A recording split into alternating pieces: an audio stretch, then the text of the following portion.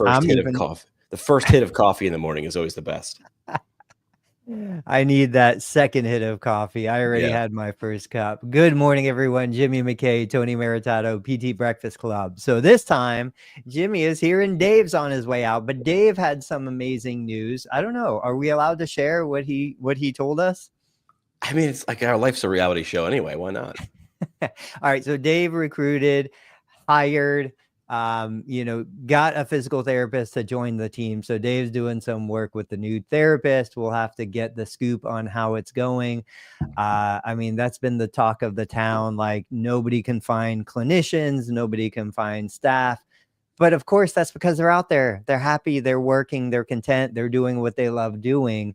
So it's not that they don't exist. It's just they're not looking for jobs, and the jobs that are out there aren't appealing to them. Yeah, I know, like, conversations and things people put on LinkedIn aren't necessarily accurate, but like I follow this guy called the Realist Recruiter. I actually don't know his real name, but he's like in the recruiting industry. Like, he said he's bounced around in terms of different industries, but always been in recruiting and talent acquisition. And he said, like, more than 80 or 90% of organizations I've worked for, the budget for recruiting is significantly higher than the budget for retention. And I don't know, like, is it an overly simplistic view to say, hey, if you have great people and you keep them around, that's the better way to do it? Because if you're bringing someone in, right, like they say 20 years ago, the best way to get ahead was to stay with one company for your career. Yeah. And now it's like you say, like, there's percentages out there and what you can make in terms of job hopping. Right. No, I agree. But everything is backward. It's like prevention versus like improving something versus keeping something good. I still drive a 2010 Toyota Highlander. I put all of my money into just maintenance and keeping it up because I know buying a new car is going to be so much more expensive, but so many people want that new car smell. I was told when I was in radio, my boss left, and I was probably a year or two early for being promoted. Like, if I had gone to another radio station to, like, say I want to be the program director, I want to be like the in charge guy, I was probably 2 or 3 years away from being able to do that. But because he left, there was a void there, and it was like, we're going to do a search, but until we find some people, we need you to run the day to day. So you're the interim, right? And then I had some really smart, older and wiser people pull me aside and like, you do realize this is like a 3-month job interview and you can like win this or lose this, right?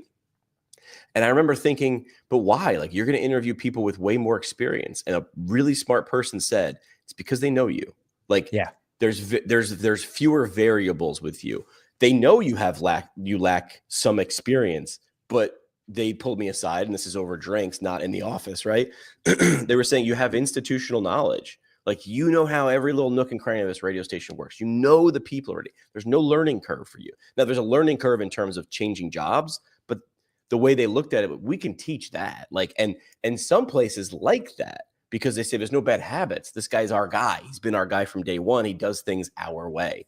So when you start looking at it that way, it was a very interesting way. Me at 24 years old or whatever it was, I was like, oh, I do have some value. It's just different, and you have to look at it differently.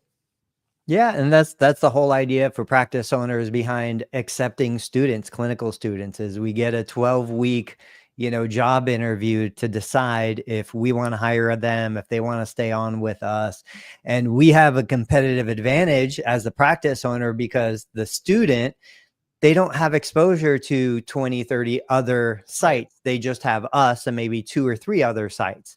So there is a disproportionate level of knowledge that we have versus them. We can kind of influence that a little bit more. But I've got 2 LinkedIn posts that I want to share. One is talking about physical therapy. Is it an art or a science? 2 is talking about, should every PT experience be the same? Like McDonald's, you go to McDonald's anywhere in the country, you get the same Big Mac.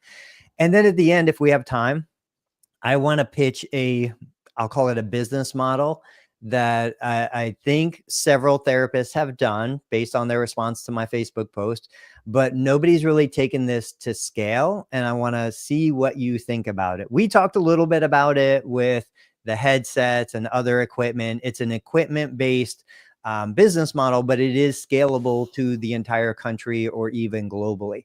Okay. So let's pull up a screenshot. I got it here. Okay, so this screenshot, for those who are listening and not watching, it says the best part of physical therapy. This screenshot comes from my total knee replacement support group. I've got 15,000 members in there. It was a photo of a person laying on a table, leg up in the air, compression boot on their leg. And they basically said, the best part of physical therapy, exclamation, nice squeezes with the ice pack around my knee. This person was day 13 post-op, total knee replacement. And it just got me thinking, this has been a discussion coming around multiple times. I remember as a new therapist, new practice owner, we had the ice, we had the e-stim, we had the ultrasound, we had the gadgets. And we're like, look, people come here because they can't do this at home. They're not going to buy a $3,000 e-stim at home. They come for the gadgets. You sell them what they want. You give them what they need. What's been your kind of philosophy on that? Because I know mine has changed and I'm back to where I used to be. Yeah, well, I went with PT, my first PT exposure being PT school, really. So I went from being super anti, right, not evidence-based, to then saying, well, if the person likes it and they're feeling a good experience with it, run with it, man. Like, use that as the good leverage of saying, come in, you're welcome here. Whatever your subjective experience is here, if you like this, I will offer it to you. I will not gatekeep, or I will not talk trash about that thing. That's hard though. I mean, I've tied my personality, I've tied my professionalism, I've tied so many things to kind of saying that this doesn't work, that doesn't work, it's no better than sham. We talk about the studies that look at surgery, you know, meniscectomy versus sham surgery, and we see the outcomes at 2 years are basically the same. More acutely, I believe the outcomes are better with the sham surgery. So it's like, I've spent and invested so much of my identity around, I don't do modalities, I don't do passive things. Come here if you want to get strong, come here if you want to perform better. Don't just come here to feel good. Now I'm kind of pivoting and changing that model a little bit to say, you know what, maybe it's okay to let people feel good. And I love comparing to other businesses. We'll talk about McDonald's on the next post, but I kind of compare it to, okay, there are a lot of things that I as a consumer will do just because it feels good, even though I know it's not necessarily in the best interest of my health, my longevity, you know, other things. But then you say, well, what is the impact of just feeling good? Hard day at work, I'm doing stuff all day long, I'm stressed out, I'm focused, I'm paying attention, I come home, maybe I have a beer. You know, maybe that beer takes some of the edge off and it makes me feel good. Is it the healthiest thing I can put into my body? Absolutely not. But is it something that provides me a little relief? And is the relief it provides less damaging than the effects of the alcohol in my system? So when I'm looking at these decisions, I'm always thinking about the trade-off, right? Missed opportunities. What else could I be doing? Is this the best option for what I need right now? And that's where, when I'm looking at the modalities I'm bringing into my business, both for the patient's benefit, but then also for the benefit of the business, is this the best use of my time and money right now? And you guys are following me on social media. You know that I brought in SoftWave TRT. You know that I brought in the Biodex Rehab reactive step trainer. I've got a couple other devices that are coming in.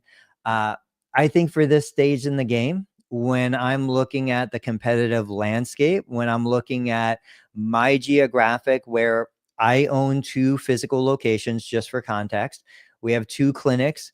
Both of those clinics are probably within 7 minutes of each other, but they are in separate towns.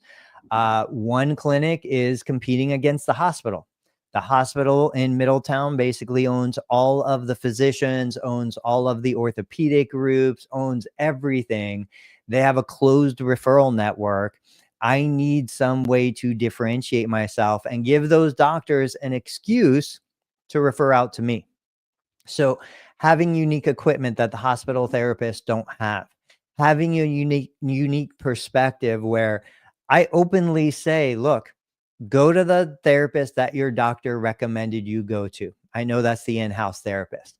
When you're done there, if you're not at 100%, if you feel like there's room for improvement, if you want continuation, come to me.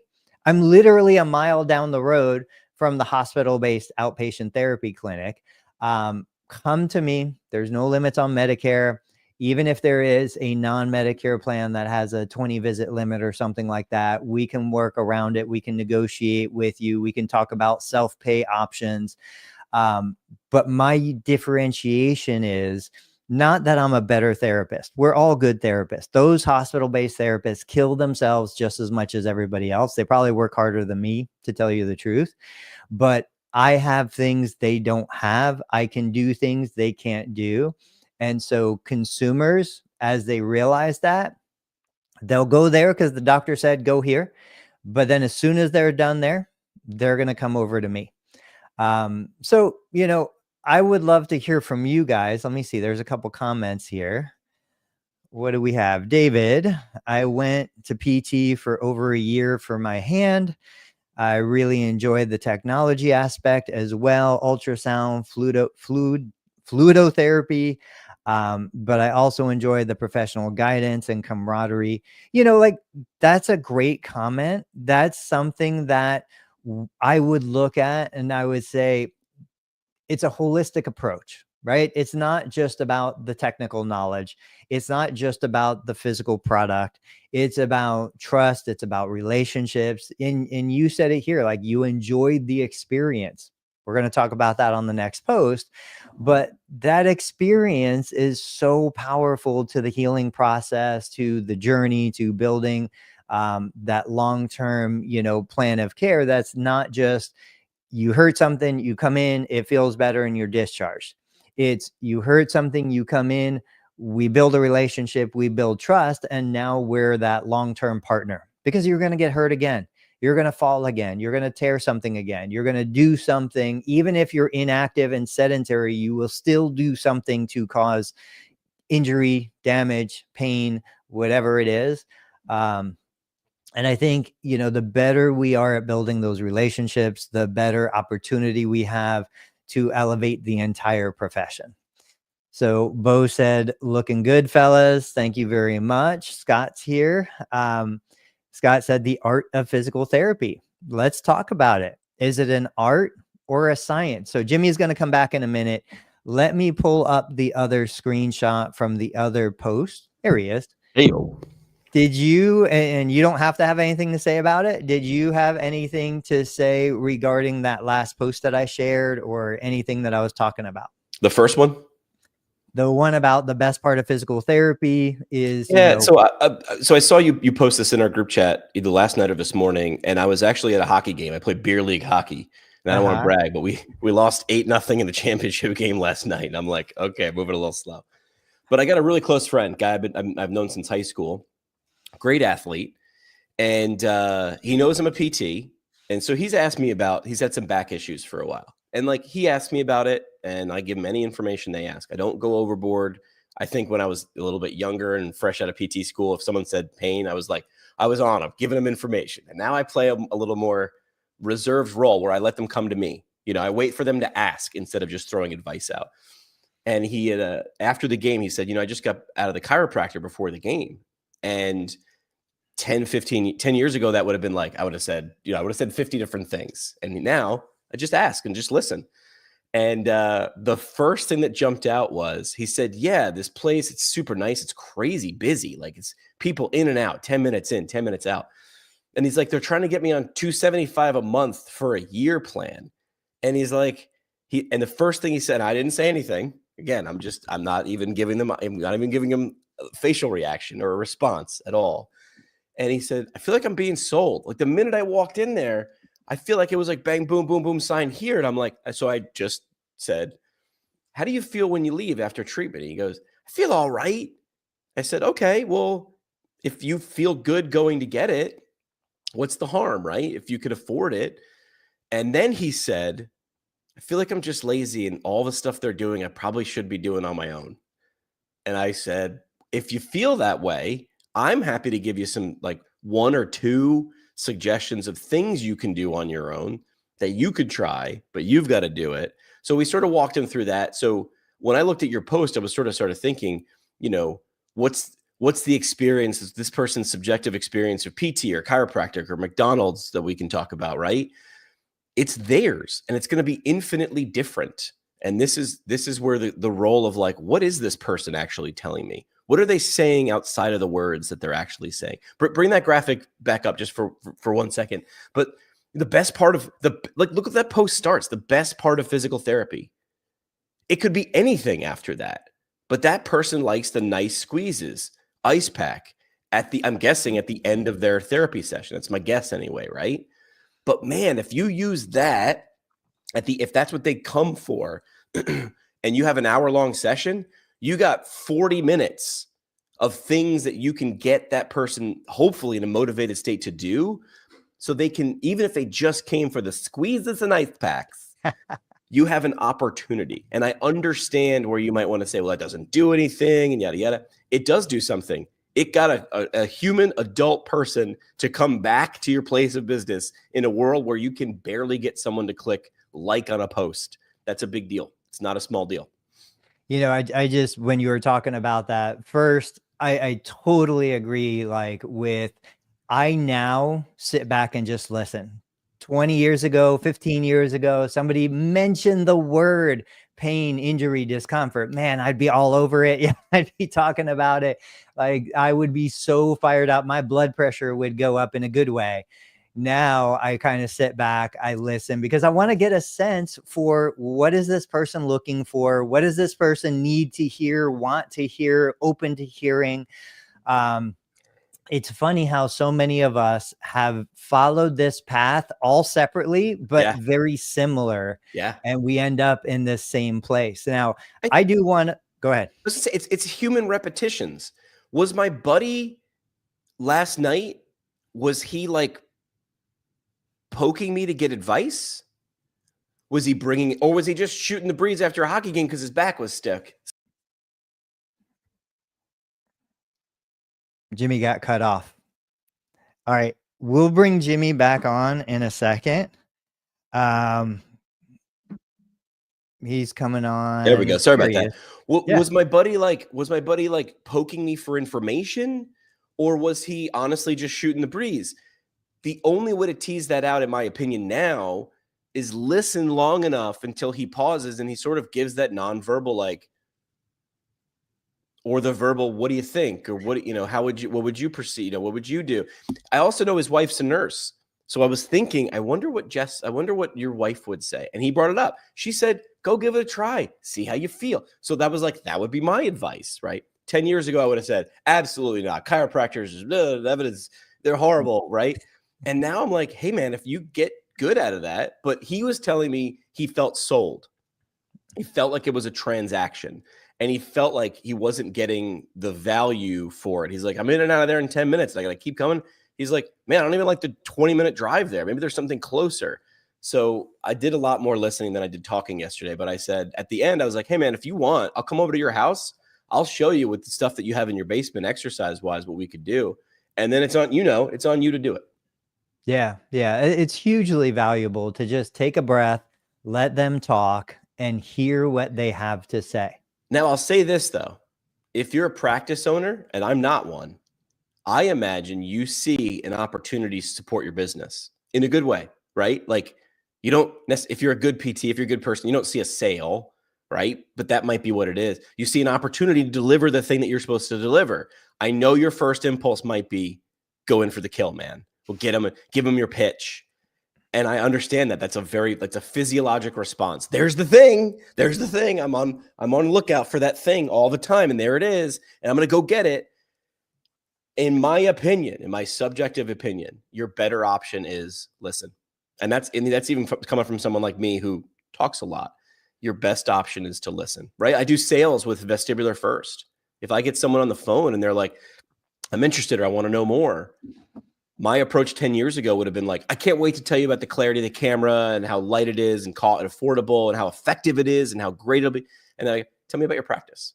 Right. But I don't do that as a trick. I honestly want to know, Like I heard someone say, like, first decide if the thing, no matter what it is, PT, infrared goggles, right? Shockwave therapy. Decide, like, let's walk into this decision not with a preconceived notion of I'm right for you. Let's decide. So help me. And that has to start with them, right? You're a solution, right? I always use plumber and electricians probably because it's very, very, it's more cut and dry. But if you're like, I'm a plumber, I can't wait to say how many years experience I had and what kind of tools and what kind of training and how many jobs I've done. Do you have a leak? Do you want to, let's start with, do you want to remodel? Now I'm not saying, and if the person says no, it's like, hey, here's my card. Keep me in your, in top of mind. But I got to decide, do you have the problem I'm positioned to solve first? One of the best versions of sell me this pen that I ever heard was a guy saying, do you need a pen, basically? And he said, put yourself in the context of somebody is getting paid $1 million. They don't have a pen to sign the check. Now you're going to buy any pen that I put in front of you because you so desperately need that pen. Yeah. And so all of these elements come into play between context, personality, fears, anxieties, desires. I think the greatest thing about that story you shared was the fact that because that person didn't feel like, or it felt like they were getting sold and didn't feel like had the value exchange, that's perfect.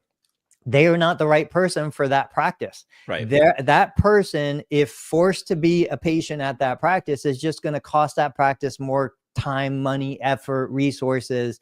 This pushed them away just enough, hopefully, that it made room for somebody else who's dying to be sold to. Right. I did notice something else. He never talked to me about the treatment. He's like, they do some stuff. What he talked to me about was, hey man, next thing I knew, they're telling me they're going to put me on a recurring $275 a month plan. I come in twice a week, and oh no, they took x-rays and they said, oh, you're bad. And you're like this, but you need to be like this. And we're going to adjust you. And this. I said nothing about that. And he said, listen, I'm not paying $275. I can't afford it. Like, that was his objection. And the person on the phone, she came back and said, well, what could you afford? Like, so he said, so he's a guy who understands business. He does side work. He understands how to negotiate to, do drywall and things like that. And he threw out a price, and she said, oh, how do you expect us to do that? Right? Pull the Chris Voss move. How do you expect me to do that? And he said, he's like, it felt like a negotiation. And I said, the only thing when I did say, I was like, it was a negotiation. But did you like the experience while you were there? He never really talked about it.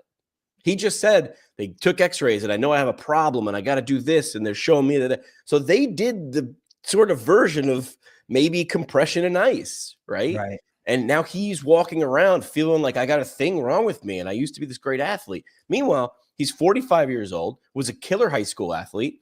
He's a firefighter, right? So dude has an active job. I know he's been out of work for like the last 2 or 3 weeks on vacation. So I just said, do you think that could have anything to do? Like, you went from beach to throwing on a Scott pack and carrying saws in the middle of the night.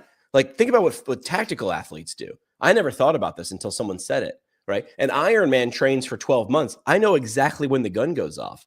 I know within a couple degrees what the temperature is going to be like. I know what the course is like. Tactical athletes are sleeping or sitting on the couch or cleaning the fire truck, and all of a sudden, zero. Now my heart rate is checked. So he's doing that. So I just said, do you think it could have been that? And he's like, yeah, I think it might have been. So I wasn't trying to talk him out of going to a chiropractor. I was trying to make sure he didn't walk around feeling like he was a walking problem. Yeah. Yeah. And that's 90% of what I do in the clinic. It's not about the treatment. Go to YouTube if you want the treatment. Come to me so we can brainstorm and discuss and kind of try to put our heads together to figure out what is going on. Let's hit the other post. So this post, I said, take a look at these 3 different experiences. So this also came out of my total knee replacement support group.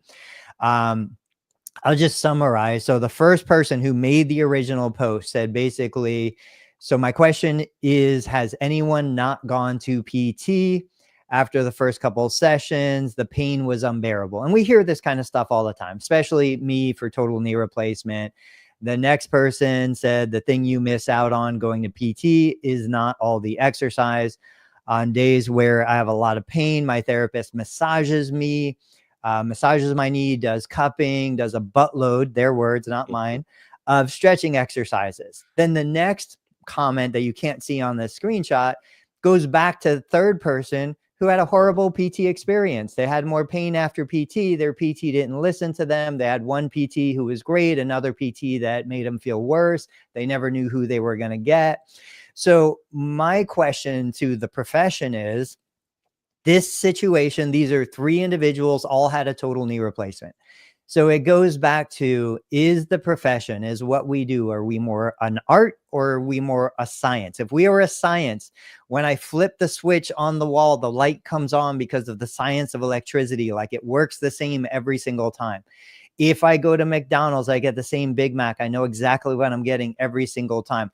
I know within my own practice, when we had 3 and 4 providers, you had no idea. You would have somebody doing muscle energy. You would have somebody making fun of muscle energy. You would have somebody doing exercise. You would have somebody making fun of exercise, because if you're not doing manual therapy, you're not a real therapist within the same 4 walls of my business. So it's like, where do we find the balance? Are we going to continue to call everything we do physical therapy? Because I think that's part of the problem.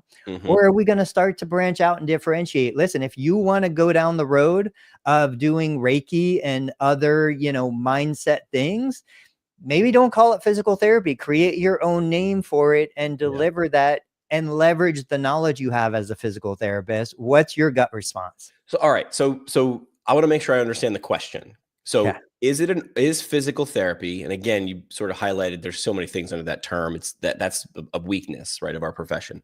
So is it an art or a science? So let me make sure I'm understanding. You sort of look at, you use the example, when I flip the switch, I know what's going to happen. So when I set this Rube Goldberg machine in motion, if you're this age and you have this thing and this diagnosis and this injury, these 12 things should happen in this order on this timeline. That's more science. And more art is, let's sort of listen to you and let's this lovey-dovey thing.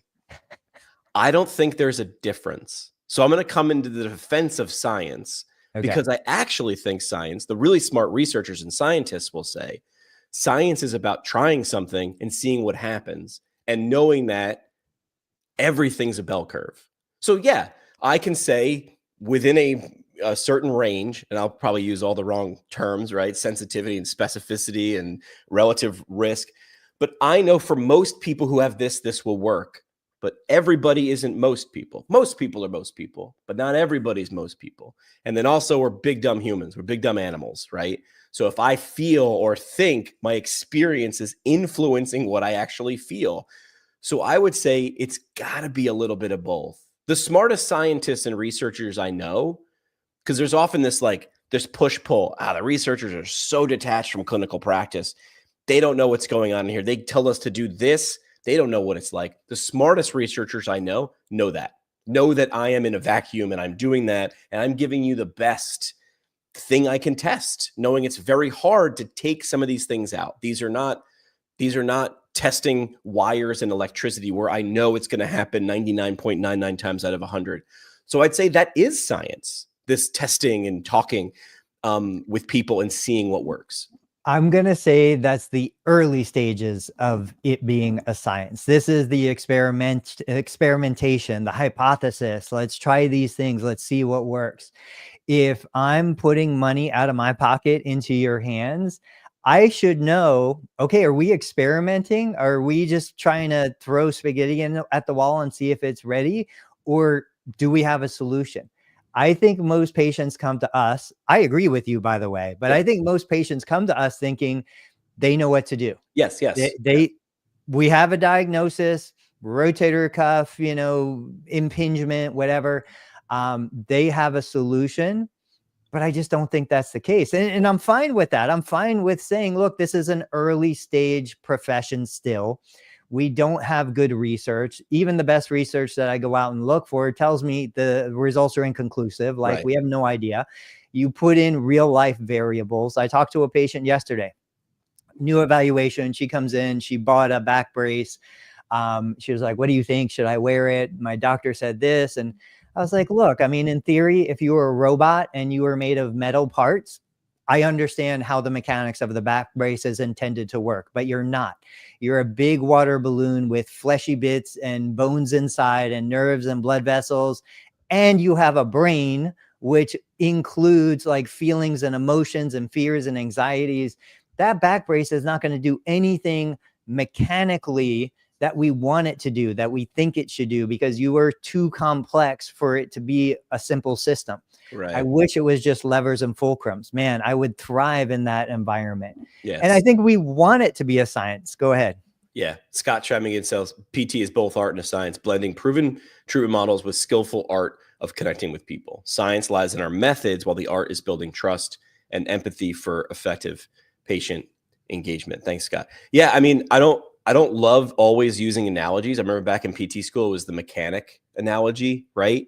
And then I sort of went away from doing things like that because I think it takes away nuance, but then I started doing it again. When I bought a house, I have a leak upstairs in my one of my bathrooms. So if a plumber comes in, from what he can see in the 15 minutes he's standing there, he's going to give me an assumption. I'm probably going to need to do this or this, and it's going to cost between this and this. But then when he breaks open the wall and he finds the other thing, he's going to go, "Oh, hey, my man, take a look at this right here. You got a flanged thing and the pipes are no good." So I agree with Scott in terms of it's a little bit of this, a little bit of that, right? It's a good estimate is where we start, is science. And then we get into the nitty gritty of like, I'm not really sure what's going on here. I can't see those things. Ahmed saying art based on science. You can sell it as art for some patients and sell it as pure art for others. I'm not sure I understand that. Sell it as art for some patients. Maybe I would say sell it for art for some, sell it for science for some. But that is like the reason, like things like the Foundation for PT Research or PT research in general exists, is like we want to be able to prove as much as we can, knowing we're never going to get to 100. We're never going to get to, I don't even know. What do you think we're at? 50, 70? Like, what can we prove? Oh, I don't even Less think than we're at 50? 10%, Really? truthfully. I just, this is a graphic. I just Googled ergonomics and images. And so every student that I have as a PT student, PTA student, I show them this. And what I tell them is, what's conspicuous about the Google images around ergonomics? There's no actual human. These are all illustrations. Oh, right? I can make an illustration look like anything I want because there is no human that looks like this. Now, I know all the ergonomic people are going to hate me for this, but I don't like ergonomics because I think we're so stuck in the mindset of these images and these graphics. We've never put a real human in there, because when I try to make a real human sit like this, back straight, eye level, nobody is like that. We're all built differently. And so I just think that we want to force the profession into this infographic, and it's just not. We don't have the science to support it. We don't have the research to support it. And every now and then we get a patient better, or let me rephrase, every now and then a patient gets better. And then we're like, well, clearly it's because of what we just did. causation. No, it's not. Like, there's a million variables in here. And even though I like to think that I do a good job, I do my best, I try hard, there's just too many factors in here. So I would say it's science more than art. And I'm okay with that. I would say it's experience more than science. And I would say just acknowledge the limitations of what we think we know. And let's not oversell the fact that, okay, you have pain in your shoulder. There's a lot of things that could cause pain in your shoulder. I know your surgeon said this. I know your primary care doc said this. I know your nurse said this. I'm just going to tell you, I don't know what's causing the pain. I am throwing spaghetti at the wall. I'm going to try a bunch of stuff that's worked for other people, and maybe it'll work for you. But in the meantime, let's get stronger. Let's get healthier. Let's have a good time. Let's tell some jokes. Let's have some fun. And I bet you're going to leave today feeling better than when you came in. So interesting observation with that graphic, right? There's no people in this. I don't know if I would have made that observation, but yeah. And from a marketing or communications perspective, it's cleaner, because the job of one of these graphics is to communicate hopefully one, not more than one, but one thought or idea to get you to take the next step, which is click or read below or whatever that might be. So it's interesting to see those things. And that's just when you straight up just Googled ergonomics. Those were the first sets of Yeah.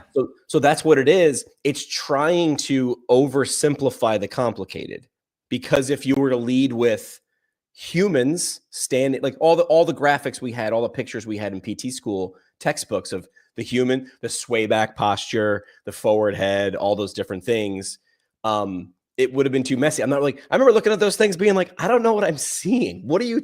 Oh, that little difference. I remember sitting there in PT school going, I'm never going to spot that. This person standing there in their underwear in a picture. I'm never going to spot that. So like, I got real nervous. Like, I'm never going to notice these things. I'm never going to notice the nuance. You want to read what Dana says? Yeah. So of course, Dana, welcome. Thank you so much for watching. Dana says, not a binary choice. I agree 100%. Evidence-based practices combined with other products, so patients stay engaged, motivated, keep going until they achieve their goals. We don't succeed in the profession unless we incorporate what influences patient behavior. Totally agree. Context, experience, like the whole pain conversation has changed from mechanical damage to tissue to pain as an experience, and it can be influenced by the context surrounding that experience. She said, what changes the patient, it changes patient by patient. Treatment looks different, therapist by therapist. Now, this is what I want to talk about. Treatment looks different, therapist by therapist, and we should know what is and isn't, quote, proven by all of medicine. It's practicing.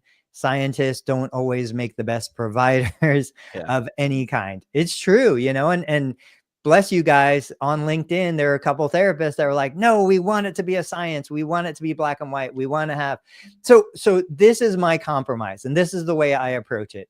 I would look at the consumer, the patient, the client, and I would basically say, look, are you here for a solution to a problem? I think it's more art-based as we come and whittle down to what we believe is the diagnosis. Once we hit the diagnosis, now I've got research, you know, from the best universities out there that give me protocols. So if you want a solution, I will sell you this solution. This is a protocol. I don't have to think about it. I did my thinking during the evaluation process, limiting out, you know, red flags, doing all that stuff. Now, consumer, you can buy this protocol, or you could buy the experience. And the experience is we're going to have fun. We're going to build trust. We're going to build confidence. We're going to do these things that you didn't think that you could do.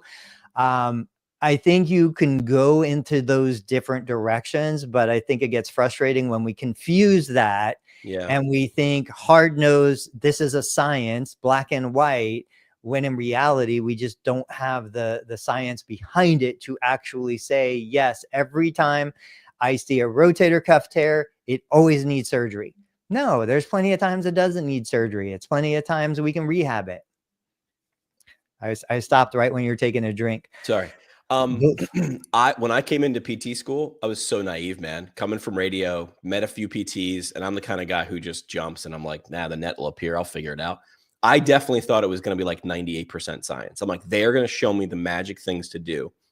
And I remember like the moment sitting in class, I think I was in my second year, and being like, oh, we're just going to do a bunch of stuff. Like, that's what it is. So I'm not going to be able to be at a party and be the magician. And I remember getting real nervous because I was like, oh, how am I going to know which thing to do? So the percentage of art and science, what would you say? What was your estimate? If you had to give it, I said 10% or less. 10% art, 10% science, 10% proven, 10% we actually know what we're doing. ChatGPT thinks it's 70 to 80% science, 20 to 30% art.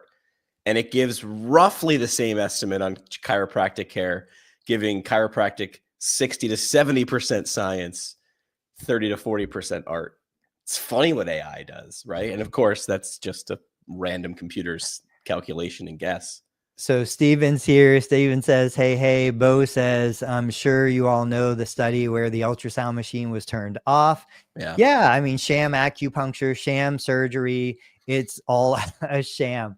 I agree, you know, and so we go back to, while yes, the evidence is inconclusive between sham versus placebo versus, you know, actual intervention, The reality is, on an individual basis, there are people who get benefit. There are people who get results. Even within my clinic, I could do the same exact thing with to my best ability, the same context around that thing, describing that thing in the same way.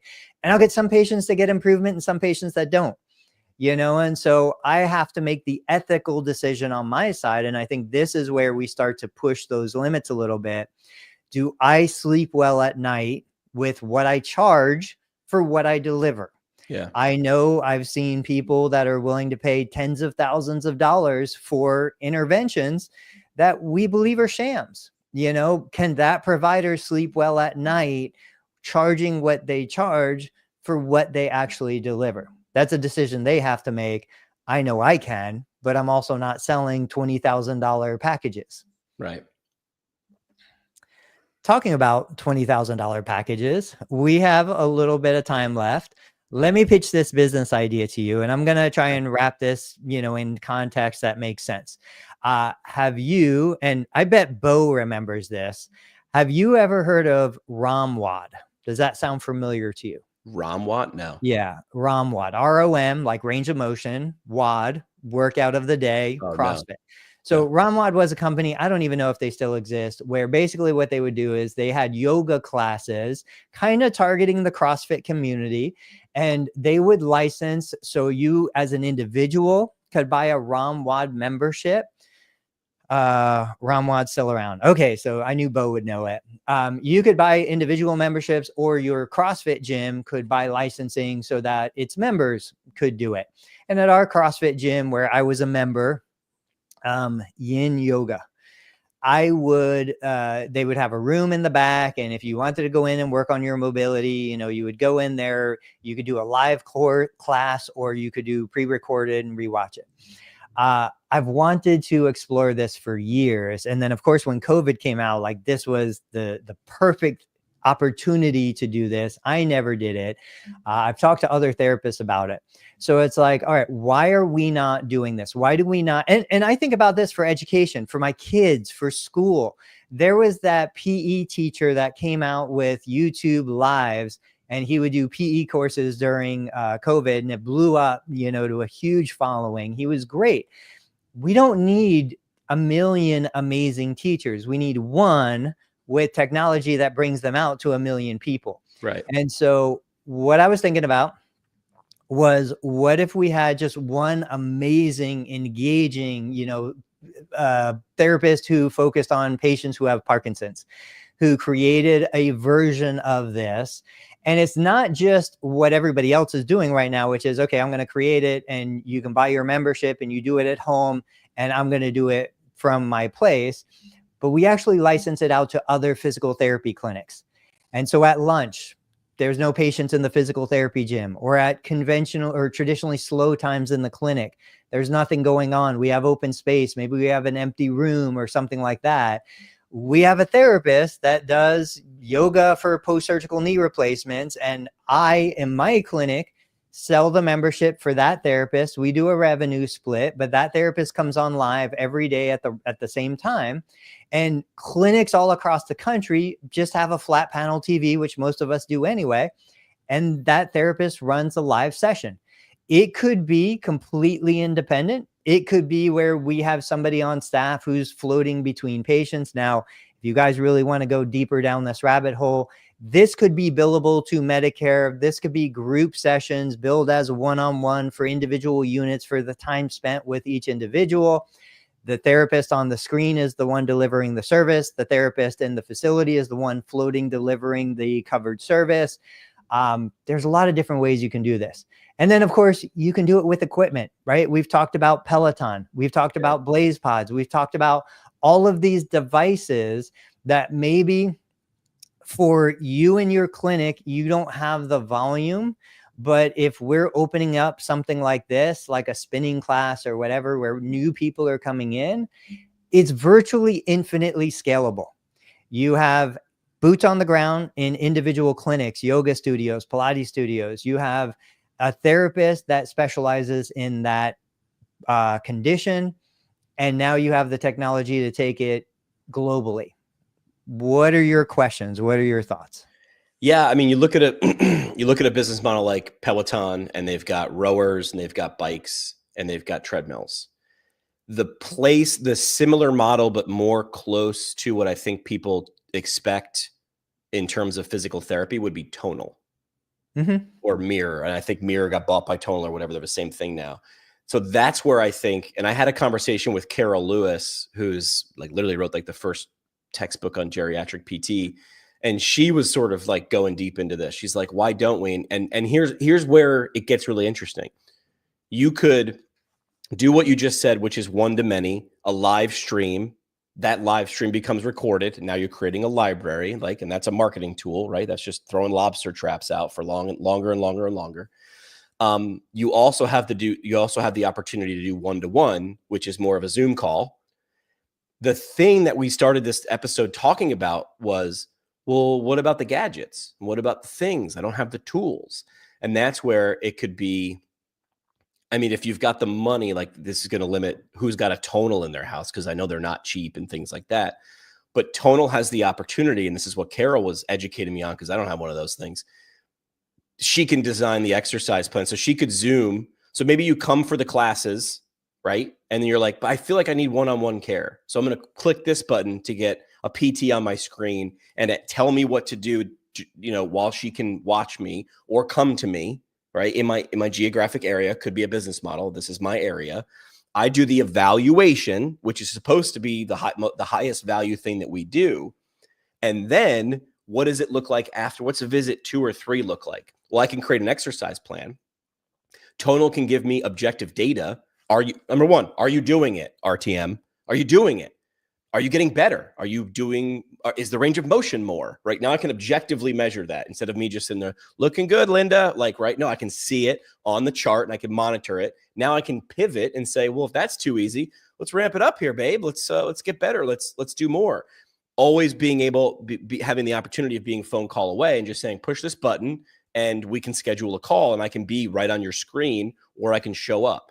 So I feel like that model, just because of a difference in equipment in terms of what PT is trying to do, because Peloton is very much an endurance base, again, not bad, right? But if you ride the Peloton bike, I'm going to get better at cycling. Like that's what I'm going to get better at. If I'm using the treadmill, I'm going to get better at walking or running.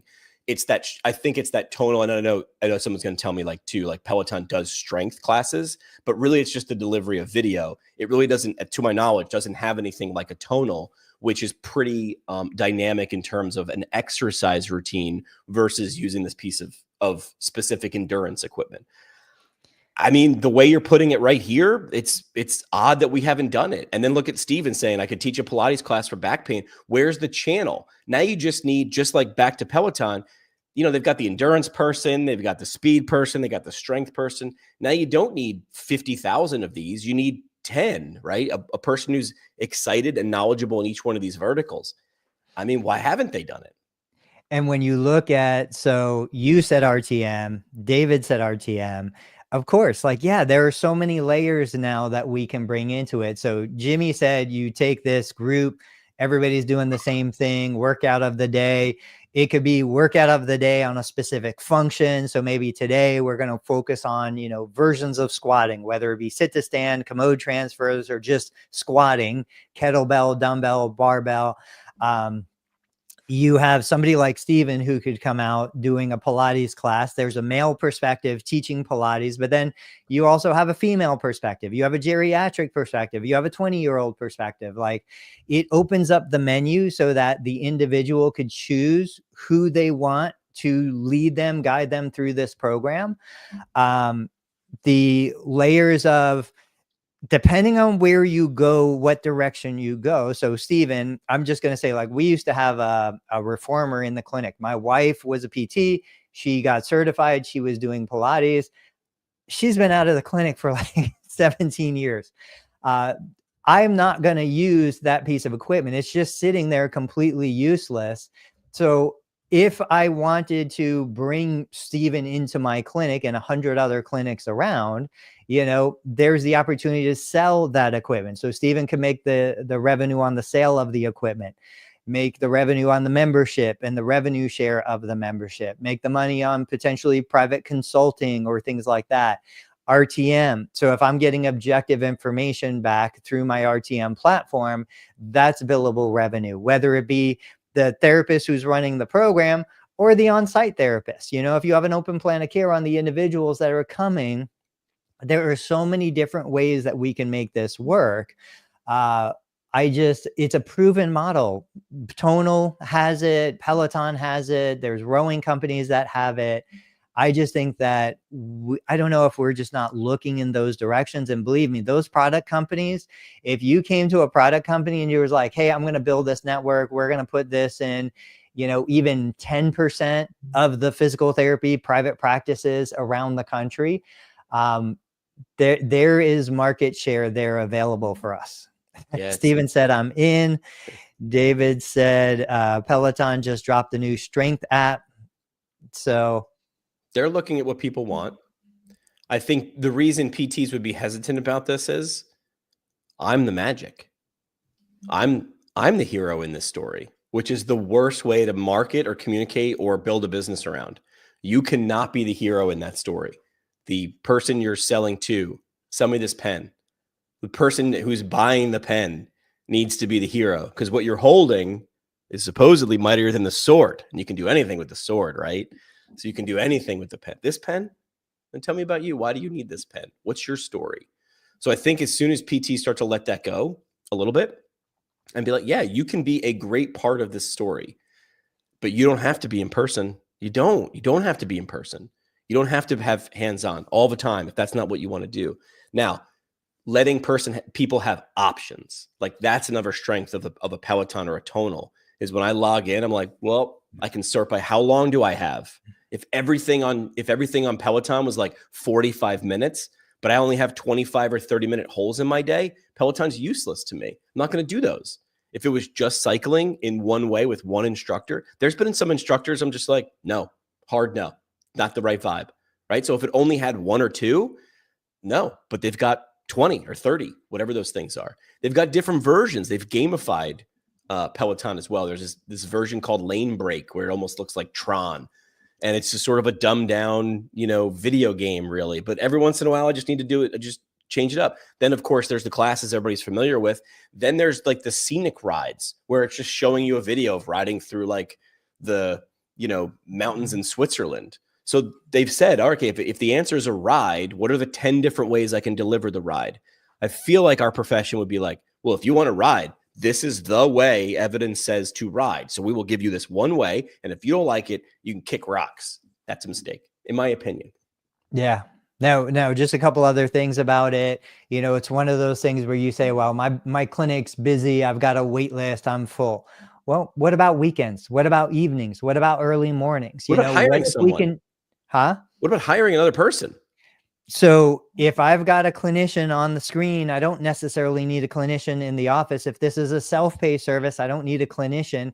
I can hire somebody with a good personality that I've trained. I can expand hours of operation. I can unload some of the wait list people, or I could take some of the people that are current patients, move them into a program like this to open spots for the wait list people. This could be condition specific, I already said, but it also could be post-surgical. Obviously, there's opportunities for postpartum and different things like that. I just think that there are so many ways that we could leverage this, and it is so scalable in so many different directions. Who's going to do it? Is it a physical therapist who will buy and adapt the technology, or is it a technology company that will reach out and put PTs on a staff?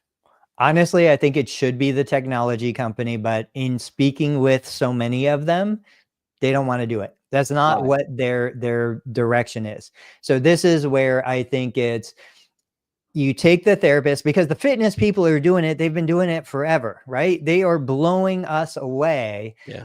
We're missing the bus on that. So you take a therapist who has a little entrepreneurial spirit, a little drive, a little interest in experimenting and learning new things. And you say, look, what are you passionate about? What do you enjoy? Where is your unique differentiating factor? And then you say, let's create a program and let's put it together. Let's framework it. And then let's go to a product company. And you can decide, do I want to go high end? Do I want to focus on a equipment like Tonal? Now, Tonal still will not go into private clinics. They only will go into homes, but there are tonal knockoffs like that. The one that Joe Rogan uses, Ox something. Okay. They'll go into PT clinics. So you go to them and you're like, this is a $3,000 device.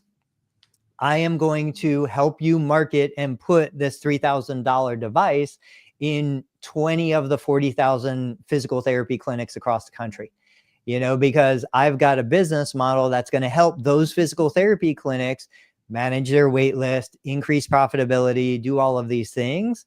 I think you could easily open some doors and build relationships with those product companies. It's selling the solution and not it's selling the hole and not the drill. Yeah. Right? Because you can drill a hole a bunch of different ways, right? You can put a hole. I know this. You can put a hole in drywall a bunch of different ways. Do you want a perfect hole? Do you want this hole? Do you want this size hole? And there's no one size fits all. So doing it more the same way is not the way to succeed.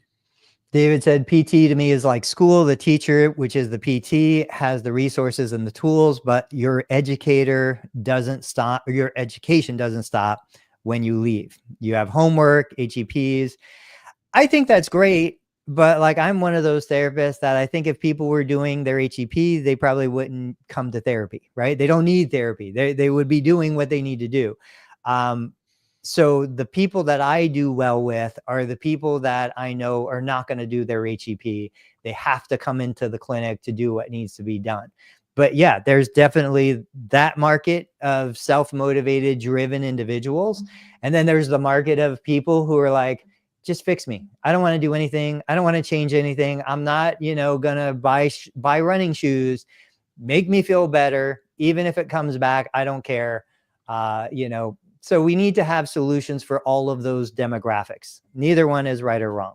Steven said, I bet there are many reformers in clinics collecting dust that make me think of a few things. Yeah, there are tons of them out there. Tons of treadmills.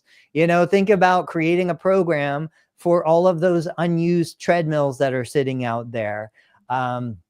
There's so much capacity. That's what made Uber and Airbnb so infinitely scalable, is because there are so many cars, so many empty bedrooms that are sitting unutilized that could be monetized. There just wasn't a way to do it, or people didn't think they could do it before those two companies came out and said, hey, let's do it. Give people what they want when you can. Yeah. Sell them what they want, give them what they need. The slight change, the thing that Peloton did with treadmill is super subtle. Have you ever used a Peloton treadmill? No. So Peloton treadmill is just a normal treadmill, except there's someone talking to you. Okay, that's a little bit of a difference, right? But it also will change height based on what the program is. As dumb as it seems, the incline, I'm talking about the incline. Yeah, at any point I can up or down that incline, but it can change that incline. So it feels like all I have to do is get on and run, just go as fast as that instructor says, right? Now for safety issues, it doesn't increase and decrease speed on you. You've kind of got to do that when the instructor says we're going, but it shows you like you should be going at this range. As dumb as it is, that slight change makes a Peloton treadmill a little bit different than just the run-of-the-mill treadmill. There's someone with me on this journey. Therapy hasn't scratched the surface of TAM. What's TAM? Total addressable market. Oh, total. Yeah. Okay. I thought it was like a type of therapy. I was like, what am I missing now? So let's hit parting shots. My parting shot, these are opportunities and ideas that maybe you hadn't thought of, people watching, listening. Maybe you've thought of them, but you hadn't put them into certain context. My whole objective, once again, is I can't do everything. I can barely do a fraction of what I used to do. Our goal here is to expose you to these ideas, get you thinking a little differently, and then maybe trigger something inside your head that says, yes, that is what I've been waiting for. You go out and do it, and you build $1 million business. My parting shot is understand where the magic is. Going back to what Dana just said here, give people what they want when you can. Our education allows us to know what's possible. Don't discount that. Like, I think people, when we get knowledge, we just assume it's not that valuable. Because look, even an idiot like me is able to understand it. The people around you who might come to you, like they don't even understand 1/10 of it, not because it's super complicated. They just haven't put the time in. They don't want to. This isn't the stuff they want to spend their time learning. It is the stuff you wanted to spend the time learning. So understand what you're, when she's saying we haven't addressed the total available market, the TAM, understand your USP, your unique selling point, your unique selling proposition. What is the magic that you bring? What, not how. You can do the how an infinite amount of ways. You can twist that how. If you get locked into this is my what and this is my one how, that's when people wind up in Facebook groups bitching about declining reimbursement and how everything's stacked against us and it's never going to get good. There are a lot of possibilities out there. So you can change your how. All right, we are done, guys. Come back and watch us Tuesdays, Thursdays, 8:30 a.m. Eastern.